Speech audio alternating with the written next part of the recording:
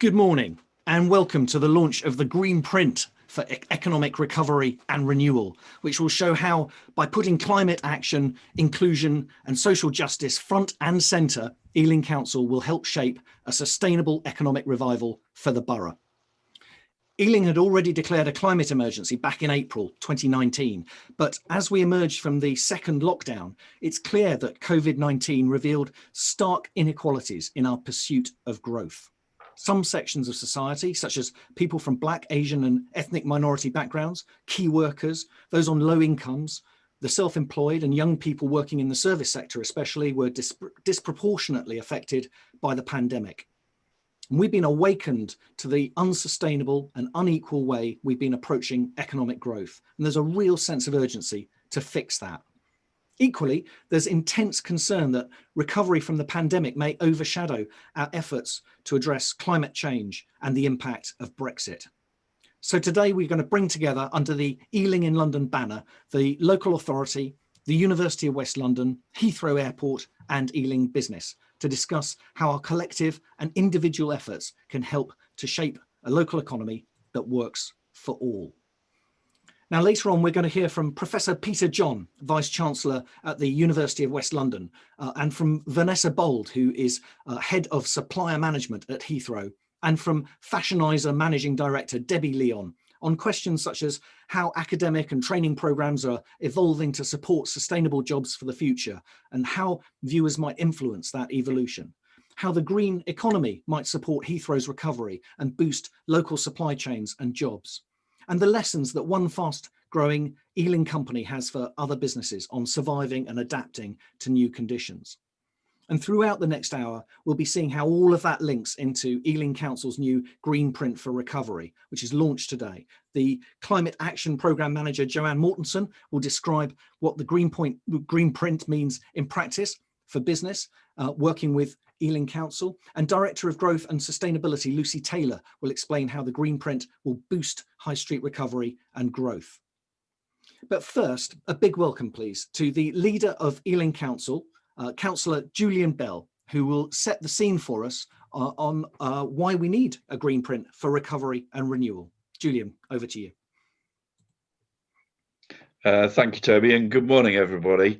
Real pleasure to be here as we launch our Greenprint for Economic Recovery and Renewal, and thank you to 3Fox for helping Ealing in London with this. It's great to be here. So, you know, 2020 obviously has been dominated by the COVID pandemic, and Ealing has had one of the highest rates of infection. Sadly, during this second wave, we were often the highest in London, but it is decreasing now. It's going down. And the sacrifices of the second national lockdown, I think, are paying dividends. So before I start, I just want to say a huge thank you to everybody, especially all of our NHS workers, all our care workers, all the voluntary and community sector people, all the council workers. The council's seen as the fourth emergency service, our partners and communities.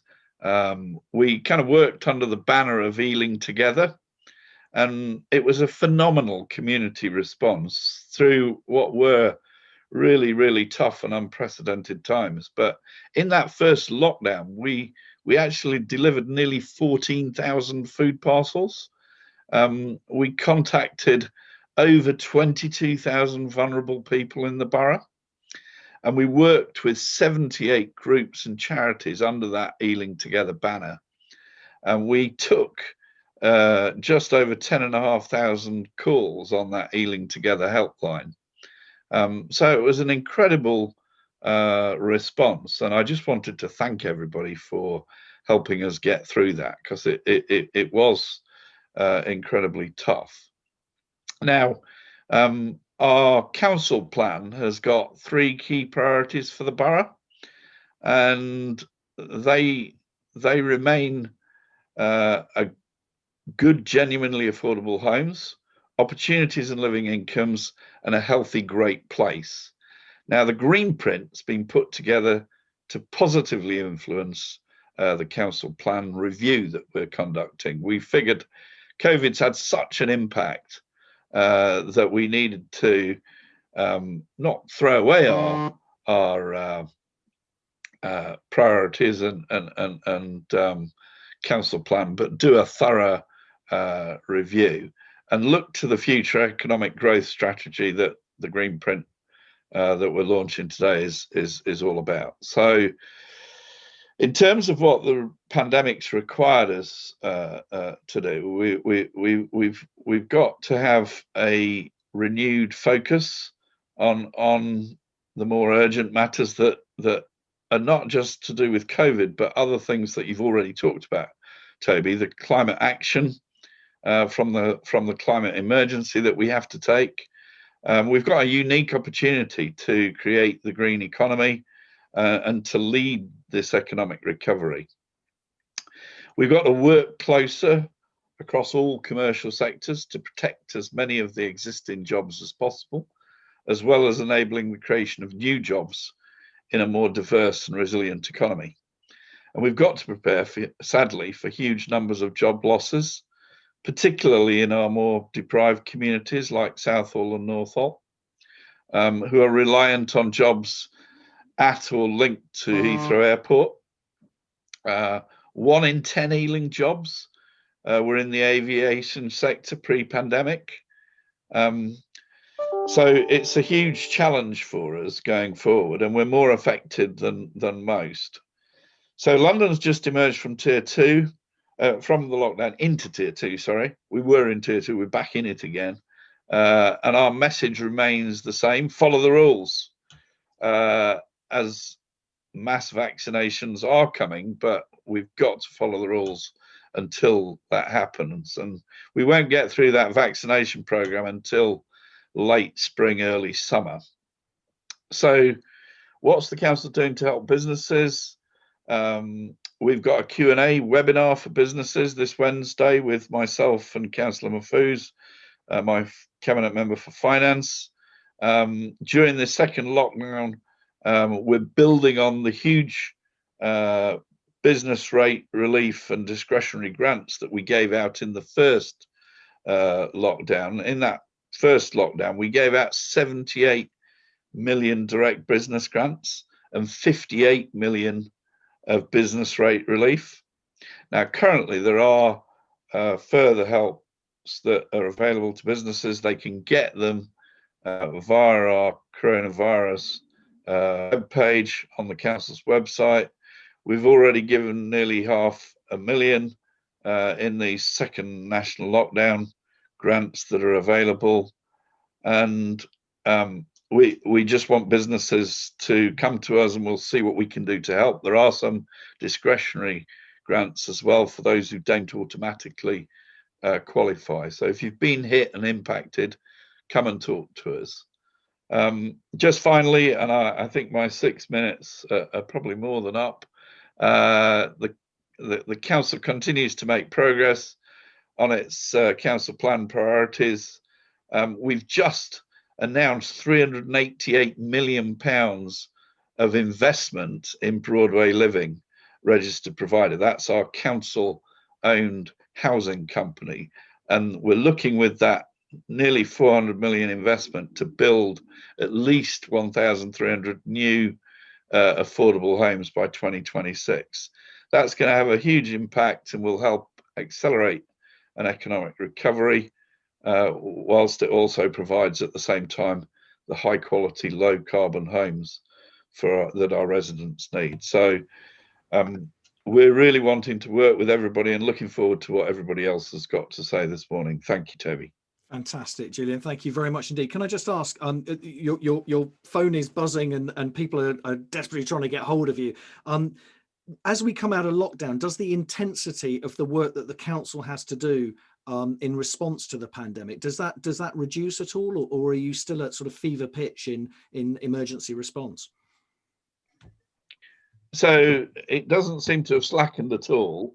Obviously, there's all this work around economic recovery and renewal, which is a huge piece of work that we're doing. But equally, we're moving now towards mobilising for both further testing, so rapid tests, as well as the regular tests that have been rolled out. But clearly, getting that vaccination to everybody. We're working. It's led by the NHS, but we're working very closely with the NHS to get those vaccination centres set up in the borough.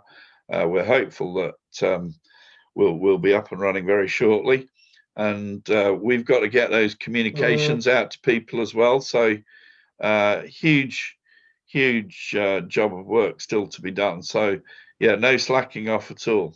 No let up for the councils just yet. Thanks very much indeed, Julian. Lucy Taylor, Director of Growth and Sustainability at Ealing Council. Can you tell us a bit about the Greenprint itself and how it's going to aid business and high street recovery? Thanks, Toby.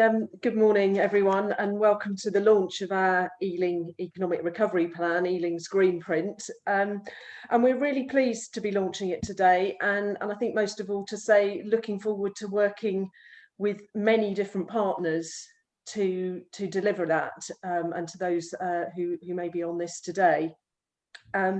We've actually developed this pretty quickly in response to the pandemic, and so very much want to talk to people about what's in it. It's a working draft. We're not saying we've got everything right, so want to have that discussion. But as I say, at the beginning of the pandemic, it very quickly became clear that there was going to be huge negative economic impact from COVID, and it was going to be really significant and detrimental. So we wanted to, before we actually developed the action plan, we wanted to understand what the likely scale of that might be, and what are we going to be dealing with. So we, alongside the other West London boroughs in the West London Alliance Partnership, commissioned Oxford Economics to do a study for us and to find out what the impacts were. And I must say those findings, even back in April, were pretty sobering in terms of what was to come. And we saw unemployment figures that were going to be more than tripling. And there was a lot of work done on looking at which sectors were going to be hit the most. And what became apparent that Ealing's economy was going to be pretty hard hit, because Ealing's economy is made up of some of those sectors who have been worst hit. So the accommodation and food sector, wholesale and retail, and manufacturing. And more than a third of Ealing's economy is in those sectors. So that's part of the driver of why Ealing has been so badly hit. We have, as I said, we've seen unemployment figures more than triple to over 9% now. And we've got a third, at the very height of the pandemic, and in the summer, we had a third of Ealing's workforce on furlough. And some of those people perhaps still haven't gone back into work and don't know whether they're going to be going back into work or not. And the unemployment rate has gone up very, very significantly. We've tripled to over 20,000 people who are now unemployed. And there's parts of the borough who've been very badly hit, in particular the west of the borough in Southall, where many residents' jobs are reliant on Heathrow Airport and the aviation sector, not just working directly in the airport, but all those different industries that serve the airport that are clustered around Ealing, and particularly in West London and Southall. So so that area was already quite significantly disadvantaged. So even before the pandemic struck, and the types of work we were doing in terms of our economic growth work aimed at tackling disadvantage, this has really shone a light on that and brought it into our focus. So those are the areas we're going to be working quite hard to help. In terms of the Greenprint itself, as I said, it's an urgent response. It's been part of our response and recovery work. And there are 4 strands that we want to focus on over the next 18 months. One is around supporting climate action, developing sustainable communities, looking to focus on zero carbon development, and also how we can develop jobs in the green sector. And I know Jo's going to say more about that, so I won't steal her thunder on that. The second area is about supporting residents, supporting those people whose employment and jobs have been affected. We want to aim to help people find and retain good jobs, and for those who've lost their jobs to have an opportunity to reskill and upskill into the new growing sectors. So our real aim is to help people find good jobs and increase their wages. The third area is around supporting businesses, and that's supporting both existing businesses and new businesses that may emerge over the next year. So we want to help businesses adapt and to grow using these difficult times, to really think about how businesses can innovate and adapt, particularly looking at how we can enable new growth sectors that are starting to emerge, and a couple of which have been quite resilient even during the pandemic. So the creative and digital industries, and in particular the film sector, with us all watching much more online content during the pandemic, those sectors have been relatively resilient. And in Ealing, they're sectors that are strong already. So that's going to be a focus for us over the next year.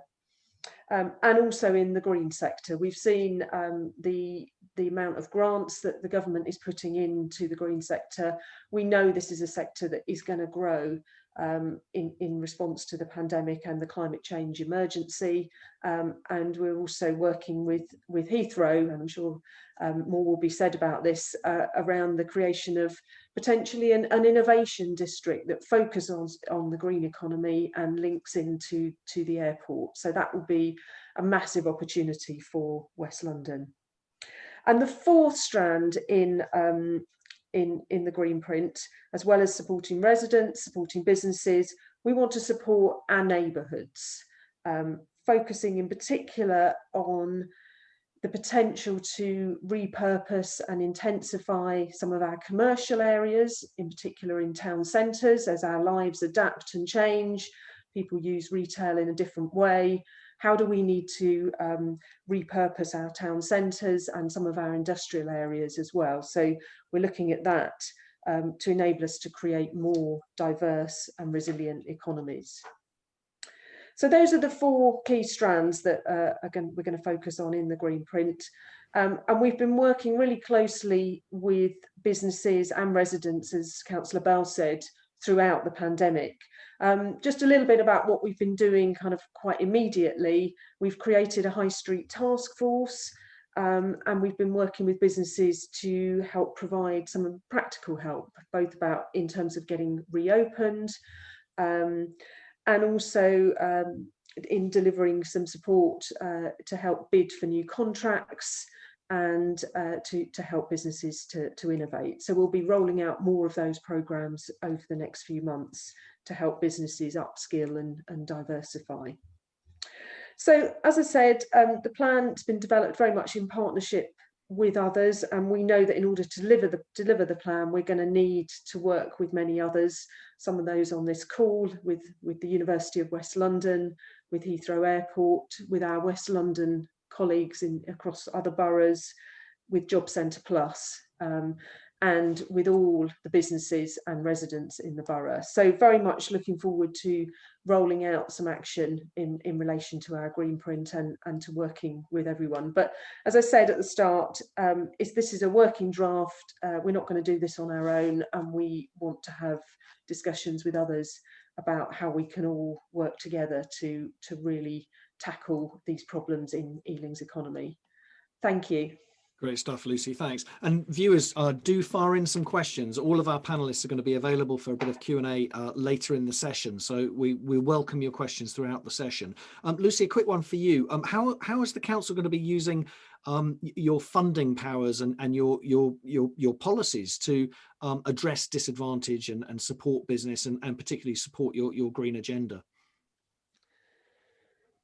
Well, we're going to have to use our funding really carefully. We haven't got loads of it. But I think every opportunity that we can get, we will be making the case for why it's important for that funding to come to Ealing. And we've been had a successful initial start, and Joe will say more about some funding we've had in the green sector, so which will really help boost the creation of green jobs. So that's sort of one area. In terms of a couple of things that we're doing in terms of policy making, we're creating our new Ealing local plan. And as I said, part of what we need to do is to look at some of our areas with potential for growth. I talked about the impact that we've had in Southall. Southall's going to have a new Crossrail station. Crossrail is still coming and will be open. And Southall's one of 5 Crossrail stations in Ealing, and that Crossrail station will still be a game changer in Southall. So continuing to attract the investment into Southall and to enable the jobs that we need to create in that area to be open and available for residents who need employment, particularly in our disadvantaged areas. So working with our partners, particularly in Job Centre Plus and at the other training providers to provide those skills for our residents as well. Great stuff, Lucy. Thanks very much. Okay, let's turn to Joanne Mortensen, a Climate Action Programme Manager at Ealing Council, for a bit more detail on the Greenprint. And also, Joe, if you wouldn't mind, what do we actually mean by the green economy? Can you spell it out for our viewers a little bit? Absolutely. So I've just shared a few slides that I've put together for today. And thanks for the opportunity to come and help launch the Greenprint today. So the Greenprint works hand in hand with our climate and ecological emergency strategy that we are about to launch in January of 2021. And we've built the strategy around 4 themes that the council feels we have the most influence, which are energy, nature, travel, and waste. And this is where we think that we can make big impacts through service delivery, our policies, projects that we're delivering, and probably most importantly, the way we communicate with our residents and businesses and our own demonstration of leadership in this area. Each theme carries 3 objectives, which you see on the screen now, and each of these reinforce the importance of reducing carbon emissions and enhancing biodiversity within the borough. As I said, our strategy will be adopted in January, and it works hand in hand with the Greenprint for recovery because climate action is one of the main pillars of the Greenprint. So just to dig a little deeper into the data, just briefly though, you'll see that the emissions that we produce in Borough are sort of neatly split into thirds. And so this gives you a sense of sort of how we approached the climate emergency. So you can see in blue, there's the transport emissions, which make up 28%. Domestic energy is coming in at 39%, and industry and commercial contributes 33%. But if we bring one more slice of the pie in here, this is what research estimates say local authorities typically contribute to borough emissions. So that is around 5 or 10% of all of the emissions in the borough the organization is directly responsible for. And so you can see how important it becomes that we work with our partners and our residents to really help us on this mission to become carbon neutral by 2030. Our strategy sets us up to make great progress against everything all the carbon emissions that we have under our control and under our direct influence. But even if we do everything right and we get to carbon neutral by 2030, it still remains a big piece of this pie that we need help from the community to deliver. So you can now see why our influence and relationships become the heart of our climate emergency strategy.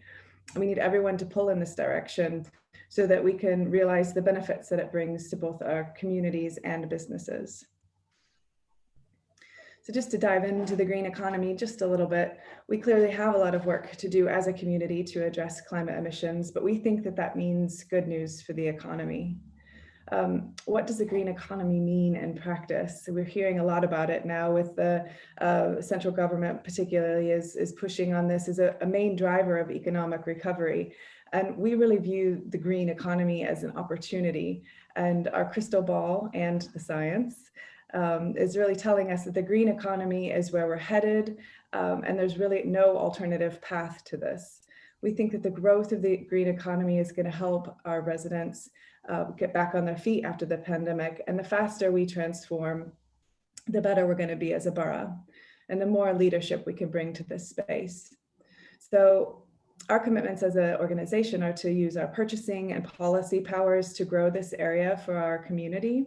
And one example of this, as Lucy mentioned a moment ago, is that we're hoping to bring more and more of the share of funding that's being released, especially from central government, to stimulate various aspects of what we're delivering. And right now, the current opportunity for us is around the housing retrofits, the domestic energy efficiency retrofits. And our West London partnership has just secured £5 million to deliver the Green Homes grants to a specific audience of low income and low energy performance homes. So we will be undertaking a massive program of retrofitting over the next couple of months, and all of our procurement activity will ensure that the social value aspects of the contracts deliver the jobs to the local communities as far as possible. And we're also working hand in hand with the West London business, so that we can tie into their Retrofit Academy. So they've just launched they've just commenced a Retrofit Academy, which is retraining people in the construction community to attain the skills that are going to be required for the mass amount of retrofits that are going to happen, not only in Ealing, but across London and across the nation. So we're trying to make sure that we tie up nice and tight with the West London business so that we can make sure that we then flow through as a job opportunity for all of that skills and training. We think that the green economy means wins for carbon reduction, biodiversity, community cohesion, skills and employment, and social justice. And the council is committing to developing projects, policies, and other tools and resources that will help us lead the way. That's great stuff, Jo. I mean, listening to you talk about the green economy and the Greenprint, it sounds like this is much less a response to something negative happening, and this is much more a sort of positive way forward to build growth, build new jobs, and support and boost the economy. Yeah, absolutely. How optimistic are you? Yeah, I'm very optimistic, actually. I think that the green economy is something that we were seeing, starting to emerge. It's not a brand new term. It's just getting a lot of focus right now, because I think it's that moment we talk about in behavior change. We talk about how there are these moments in a person's life where if you get them at that time, for instance, at the moment that they're buying a home or having a child or moving on to a new job, that's the best moment that you have to influence their behavior and potentially make a change. And I see that on a very big scale right now. So we have a moment right now where we've had this, the destruction of a pandemic, and we have this opportunity to really transform what the future is and to really grasp the real opportunities to move us towards the place that we need to be going around climate action. And we've got a couple of questions coming in from the sort of development and construction side of our viewers, our audience, on high quality and low or zero carbon homes. What do you want responsible developers, responsible contractors to be doing differently in 2021? That's come in from Marcus Bate at Mount Anvil, but there are others asking similar questions. Great. Hi, Marcus. Lovely. Yeah, I appreciate the question. We've got commitments in our strategy that all of our homes built for the council, for our social housing stock, will now be certified to Passive House standard, which might be a little bit of jargon, but I'm hoping it becomes sort of mainstream discussion around how we talk about how homes are built. So Passive House is really building really high energy performance homes. So focusing a lot on the materials and the envelope of a building so that we don't need to use so much energy to heat the home, for instance. And so all of our homes built for Broadway Living and will be Passive House certified from this point on. And we'll be expecting any development partners that we work with to help us with the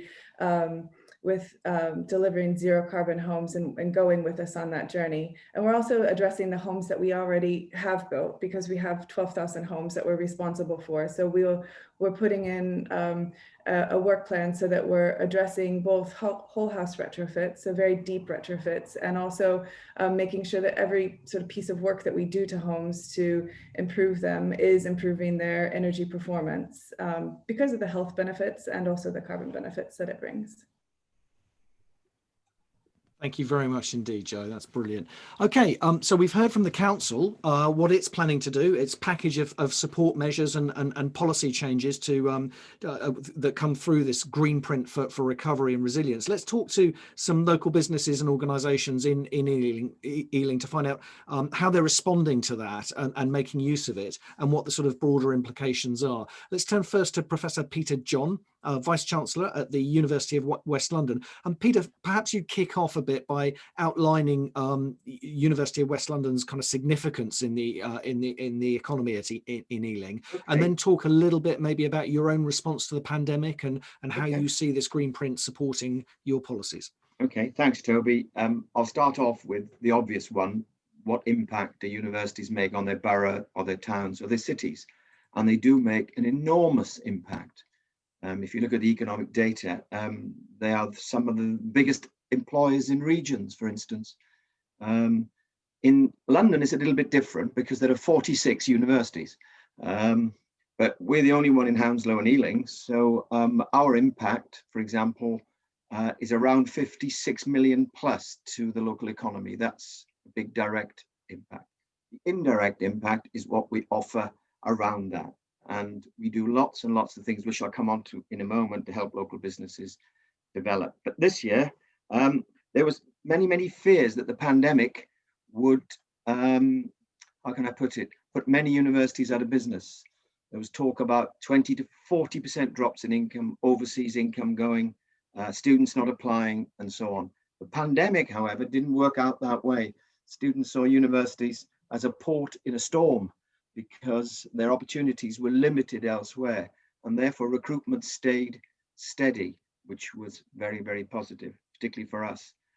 We hoped this year that we were going to jump into the 130 million income level. We didn't quite get there because the pandemic did mean we couldn't get at least 10 million of that, but we ended around 120 million and a surplus of about 10 million, which we can now invest, which I'll come on to in a moment. We also made some leaps in terms of our reputation. We got to 34th and 50th in the league tables. Depends which one you like, the Guardian or the Sunday Times, 30th, 50th.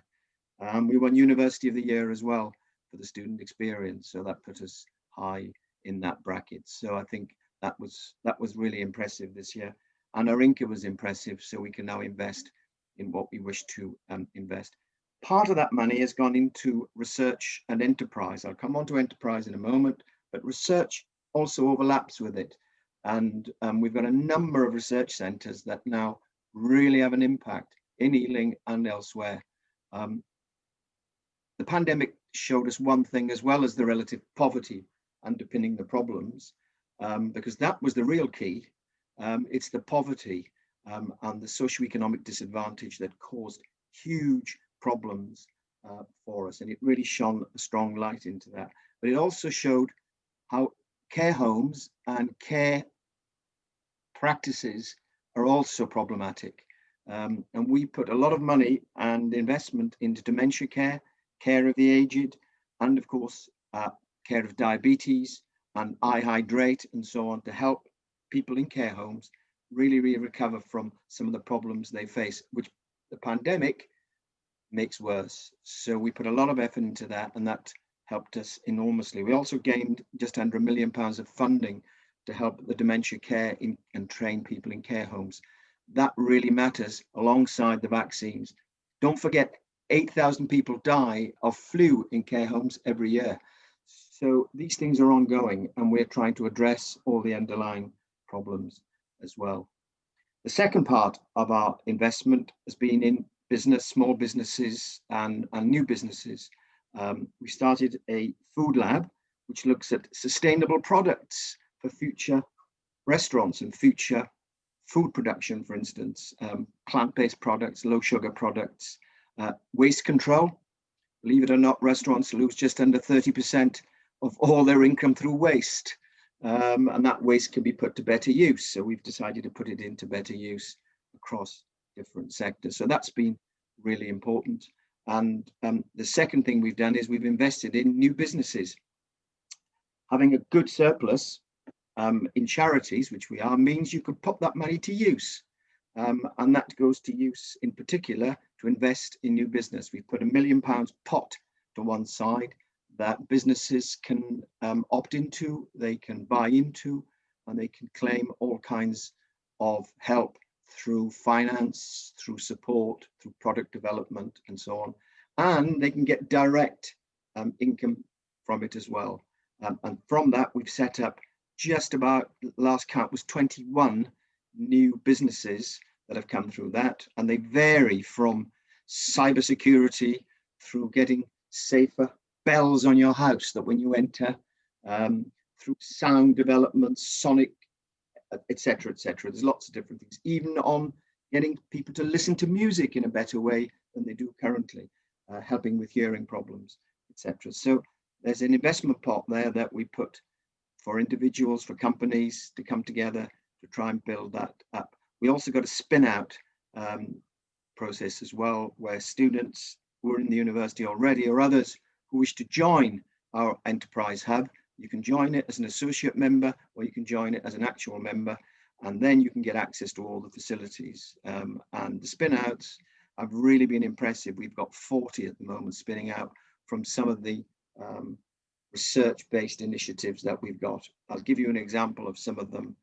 For instance, some of them not only on dementia care, but we've been looking at diabetes, echocardiographology, for instance, aerosol diagnosis, which is not easy to say, but you can now diagnose esophageal cancer, stomach cancers, for instance, what comes out in the air. And we've managed to use AI to improve diagnosis of cancers. And we've also set up a new cellular oncology unit to try and spot early intrauterine cancers as well. So doing these kinds of things also has an impact on hospitals, on care, and so on. And just to finish on the pandemic, because that's where we started, the pandemic taught us an awful lot, actually. We lost 6 people from the university during the pandemic, 3 staff and 3 were working on the front line, because many of our nurses were working on the front line. 3 actually passed away and 3 of our staff passed away. So that really hit home. But the pandemic also taught us a few other things. One, we took it for granted that we could pivot quite easily from face-to-face to online. And then you realize the amount of digital poverty there is quite shocking. The number of students who cannot get the right facilities, can't get the right laptops, can't get the right peace and quiet, for instance, to do the work they wish to do. And those who come from different and difficult backgrounds do find it less easy to communicate as we are communicating now and get access to all the things we take for granted. So we set up a fund which allows students to have free use of reconditioned laptops. Believe it or not, there's a huge market out there you can buy into for reconditioned laptops. So we spent £750,000 and we bought dozens and dozens and dozens and dozens of these laptops. And the students are able to take them up freely. So there's another issue there to help people with digital poverty. It taught us a lot about That's that. a terrific idea, Peter. Well done. That's a fantastic initiative, and I'm sure one that that other organisations could mimic, because Yep. Old computers are everywhere. Every home has, many homes have one, and lots of schools and offices have tons of obsolete equipment that could be repurposed. So perhaps that's something else, another way that businesses out there and viewers out there can contribute to the Greenprint and the progress that it intends to support. But let's turn now to Heathrow, to another major sector of the Ealing economy. And we heard earlier that 1 in 10 Ealing jobs were in aviation. Vanessa, what can you tell us about the impact that COVID's had? Obviously, it's going to be hugely significant, but also ways in which the Greenprint and sustainable economy can support aviation and help the aviation sector to find a growth path again. Sure, yes, thank you, Toby. Heathrow is the UK's only international hub airport. It's a crucial connection to the rest of the world in 2019, connecting 80 million passengers to 185 destinations across the globe. This connectivity is doing more than just moving people.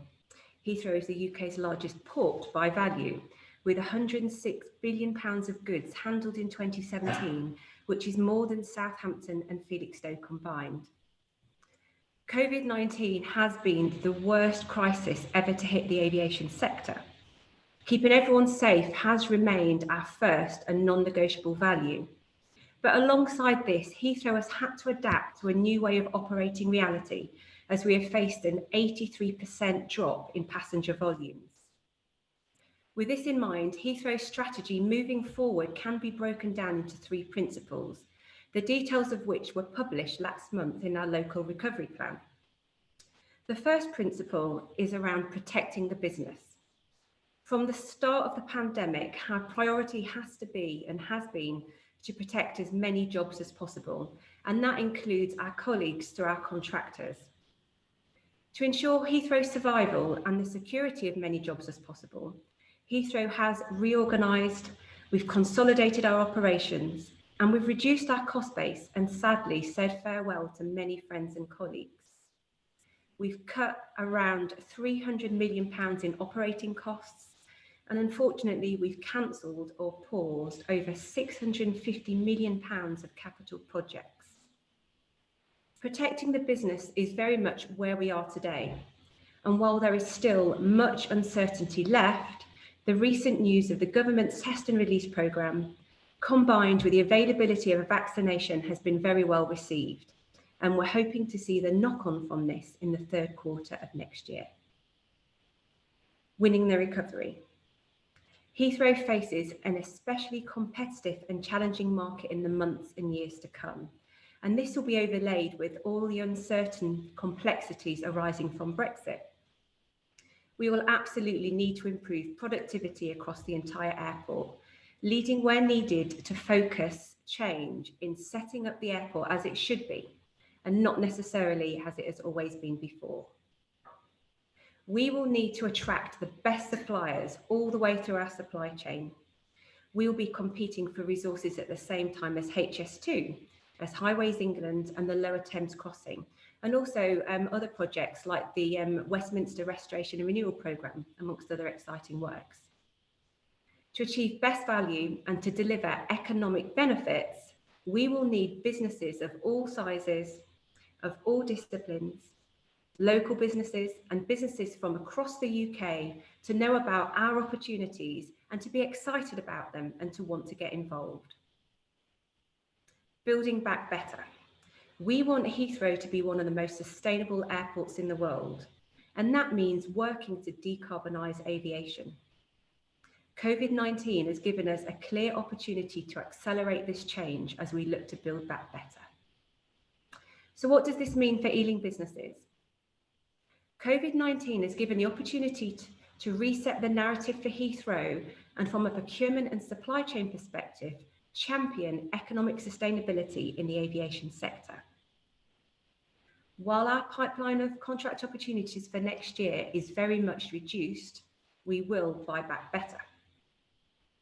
To do this, we will need to actively seek to reduce any barriers to tender for suppliers of all sizes, providing businesses with clear and easily accessible guidance on our tendering processes.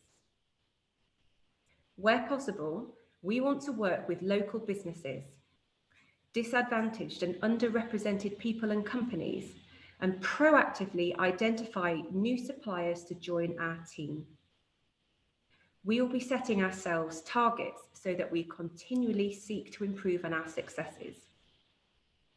We're really keen to create an inclusive supplier environment that fosters innovation, that stimulates value creation and focuses on outcomes. That's why we'll be making proactive efforts to reach out to SMEs and to startup organisations in the innovation sector and in green technologies to explore opportunities to work together.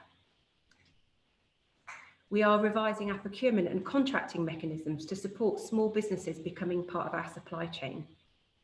These measures will ensure that when we're choosing suppliers, we are procuring for value and not cost, and that all of our values are reflected and understood throughout our supply chain. So what's next? Early next year, my team will launch a new dedicated section on the Heathrow's website called Doing Business with Heathrow.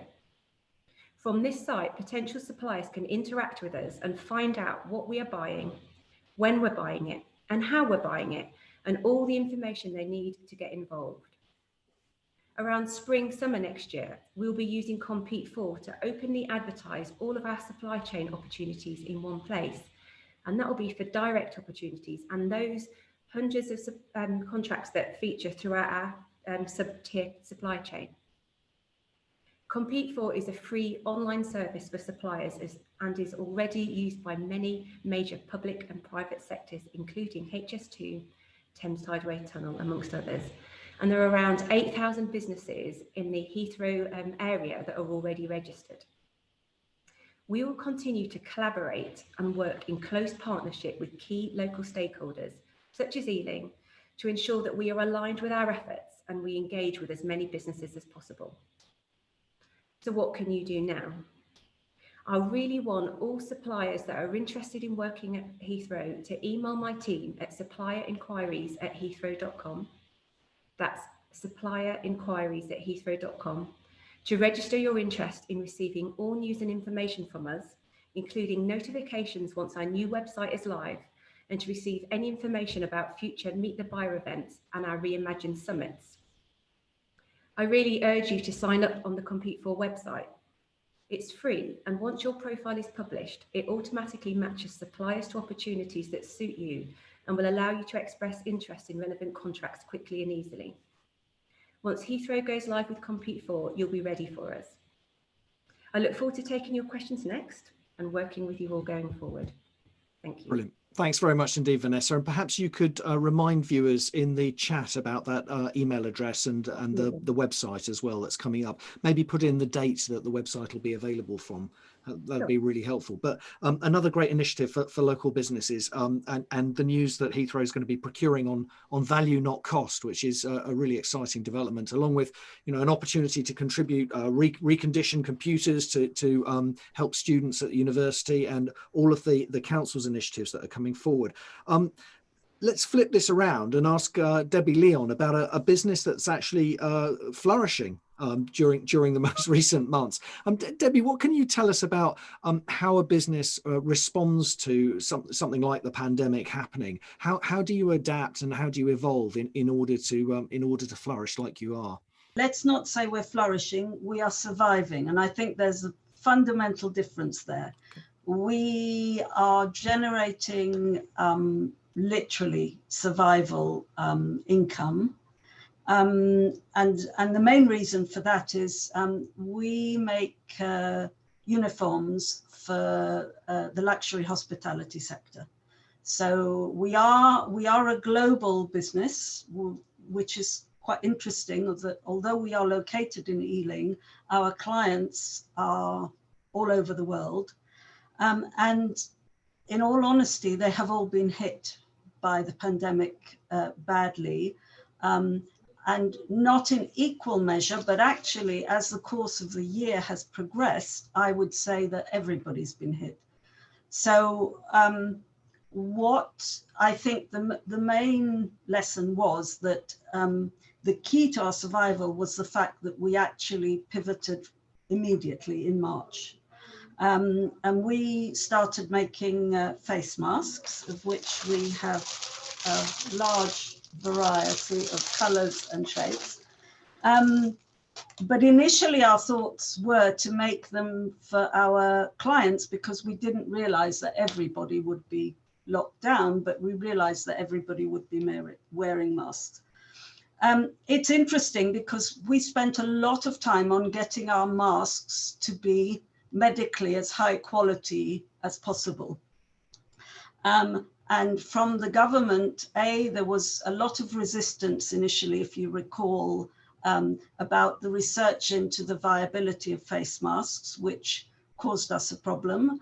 And then when the face masks became part of the government messaging, they did not specify the difference between good quality face masks and bad quality face masks. So although I have become an expert on face masks, we are now finding that what we managed to do in the first few months was very, very effective, because there weren't many people selling face masks and we were fairly early into the market. We also sold probably 2/3 of our masks to a distributor in the US, which really helped us.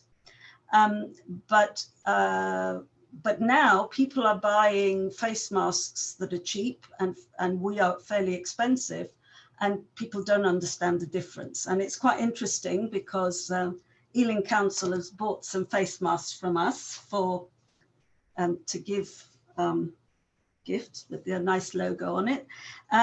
And the reaction of the person who got them was, oh, these are very high quality.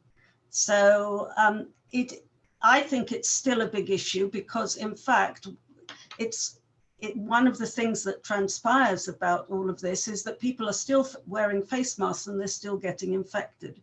And the reason they're still getting infected is that there is a very big difference in what you're wearing. And if your mask is not tight on your face and keeps dropping down all the time, then you are not effectively protected, because every time your nose is exposed, you could get. So that's about the pandemic. About the business,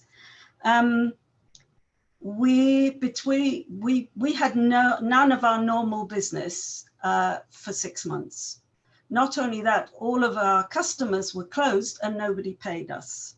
So we have taken on some loans, although my attitude personally is that you should not loan up beyond your ability to repay once the business comes back, because I don't expect business to come back at 100% next year. And therefore, there's no point taking on a loan that, say, in June next year, when you have to start repaying it, the business can't sustain that. So then you've survived the pandemic, and then you're dead afterwards. So I think that the idea of encouraging business to take on more and more debt is as a long-term prospect, not a great one. We have received a small grant from Ealing Council. However, we find ourselves, I think, in a position that many businesses do, which actually Councillor Bell mentioned, which is we are not a hospitality business and we're not a retail business, but we service hospitality, and our business has been virtually disseminated by the pandemic. And yet the government's kind of packages have been very broad brush, and the attention is always in the detail. And I think that there have been many companies that have fallen in between these kind of broad definitions, and who are, like us, good businesses that could survive, but need help with, because even with the furlough, and actually all of my staff have been on partial furlough because we have been operating throughout. So we have a rota system and somebody's off every day. And that is how we have handled it. We have some people in the office and some people at home, because I've not encouraged people to travel if they don't have to. So I think it really is about the devil in the detail. And I think one of the things that as a business owner makes me very angry when I hear government announcements, and based on surveys, it seems that this is a common complaint, is that they announce big PR announcements, but actually when you drill down, actually very little has been thought through. And I can see Professor John is nodding his head. And I would much prefer, if there is one message I can give the council, is focus on the details and build your program from the details rather than from the top down. Because if you build I mean, in a way, the way that we make garments, so we choose the fabric, we choose the interlining, we choose all the components, and then we build our finished product. And I think that that is one of the things that where the council can actually engage in that kind of attitude. Okay, government is not engaging. So that goes the same to sustainability, because we have been very big sustainability advocates, and we had a whole program which has gone out the window, starting from the packagings, then the way we package. So why has that gone out of the window, Debbie? Because we can't afford to do it.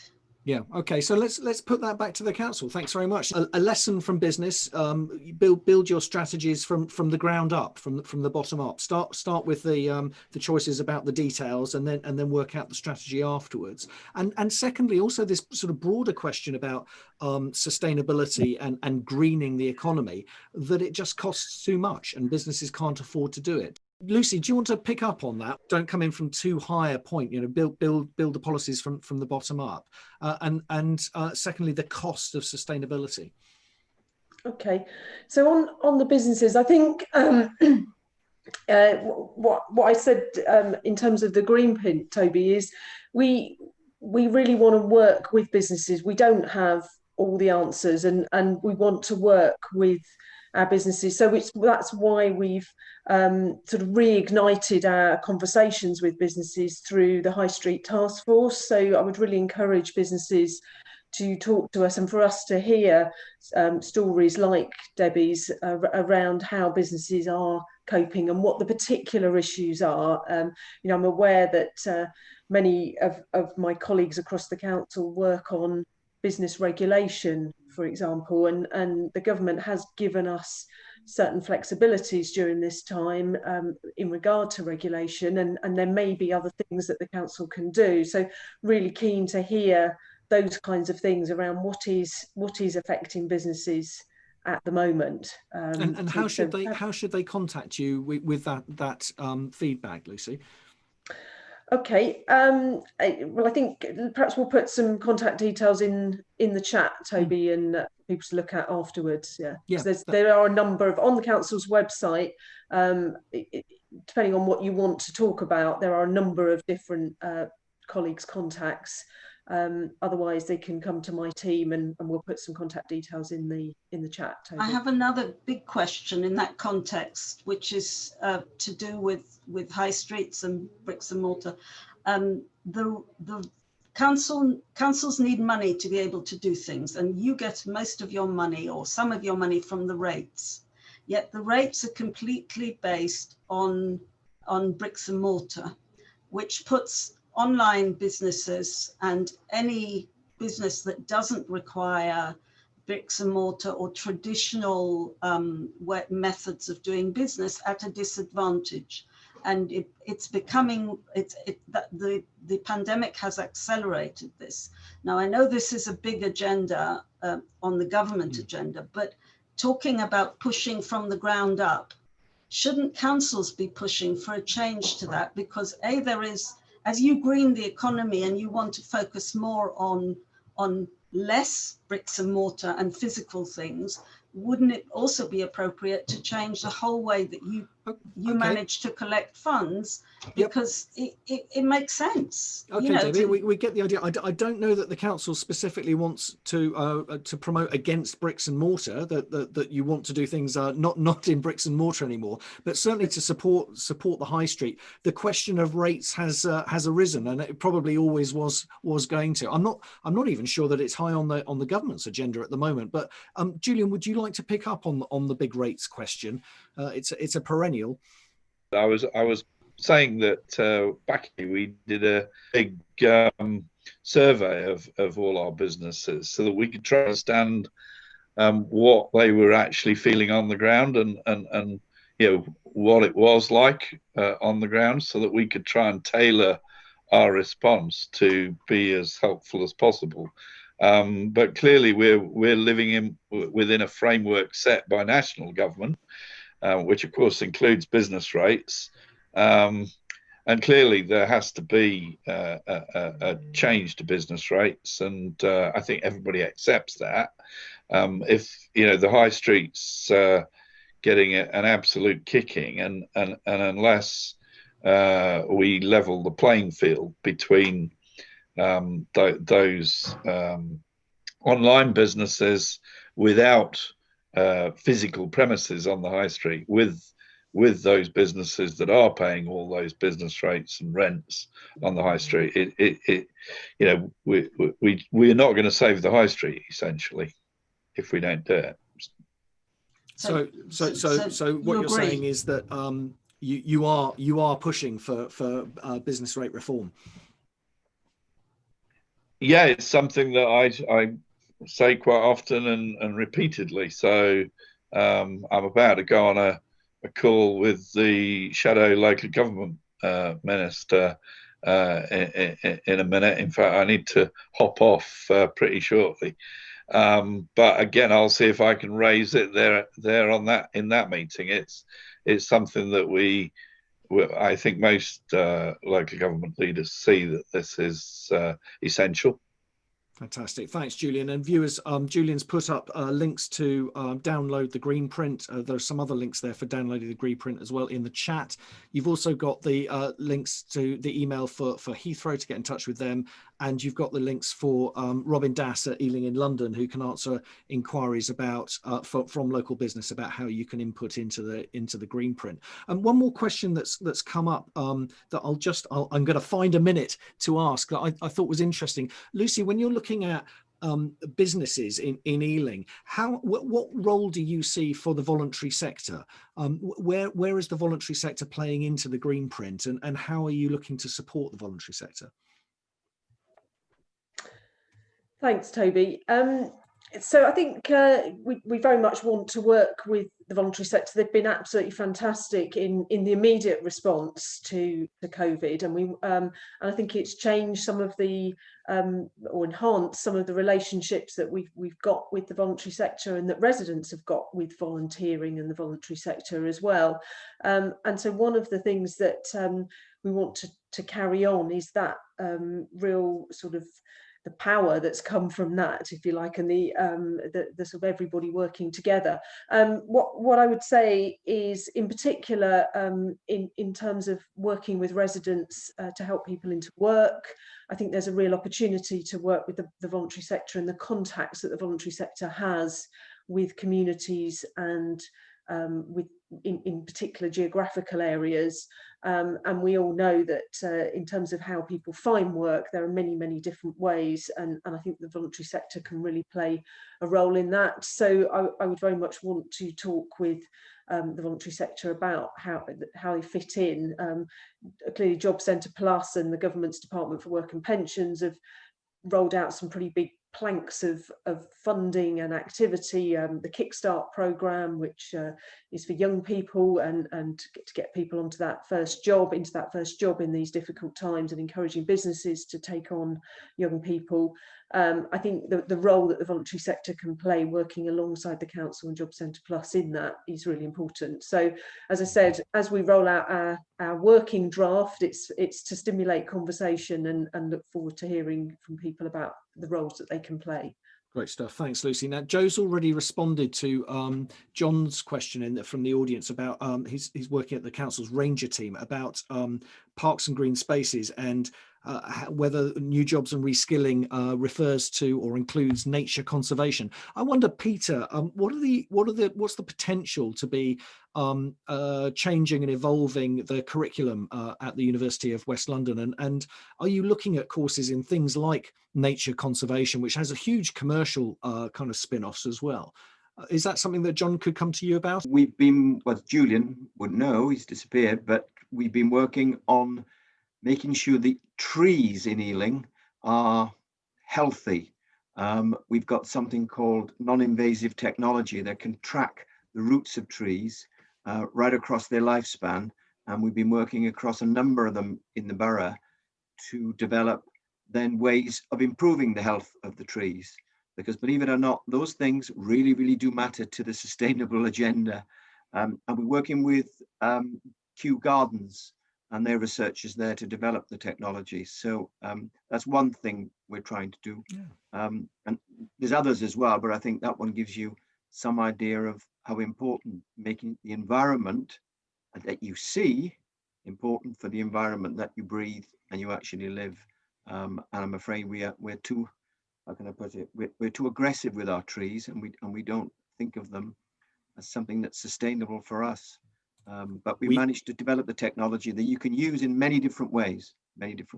We didn't think of that, Peter, in the past, but we do now, because things have changed, and we've got a Greenprint, and it's sending us on a new direction with things exactly like this. Look, I've got loads of questions myself for how that ties in with Heathrow, and there are questions also from the audience that we haven't managed to get to. But we're 7 minutes past 12. We've indulged ourselves in our viewers' time, I'm afraid. And Julian's got to speak to the Shadow Secretary of State about important matters to do with business rates, Debbie. So we've got to let him go because he's going to help you.